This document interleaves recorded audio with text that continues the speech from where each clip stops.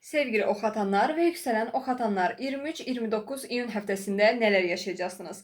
Bu həftəyə ayın əkizlər bürcündə davam edən hərəkətinə başladığınız üçün bu həftə sevgi münasibətinizə, evliliyinizə, ortaklıqlarınıza və sosial bağlantılarınıza daha çox zaman ayıra bilərsiniz. Yeni insanlarla tanış ola bilərsiniz. Sevgi münasibəti olmayan ok atan bürcləri bu həftə yeni biriləri ilə tanış olub, yeni flört həyatına addım ata bilərlər. Eyni zamanda yeni layihələr üçün qarşınıza təkliflər gələ bilər, dəyərləndirməyə çalışın. 25 iyunda Xərçəng bürcündə gerçəkləşən yeni ayın təsiri nəticəsində yeni maliyyə investisiyaları edə bilərsiniz. Bu həftə etmək üçün uyğun bir həftədə dəyərləndirməyə çalışın. Borçlar, kreditlər, vergi, sığorta və mal-mülklə əlaqəli mövzular gündəmimizə gələ bilər. Maliyyə cəhətdən, maliyyə ilə əlaqəli mövzularda bu həftə çox şanslısınız. Borcunuz varsa borcunuzu bağlaya bilərsiniz və bir tərəfdən də 26 iyun tarixində Merkurin Şir bürcündə hərəkət etməyə başlaması nəticəsində akademik təhsil fürsətləri qarşınıza gələ bilər. Akademik təhsil həyatınızla əlaqəli qarşınıza sürpriz və yeniliklər gələ bilər.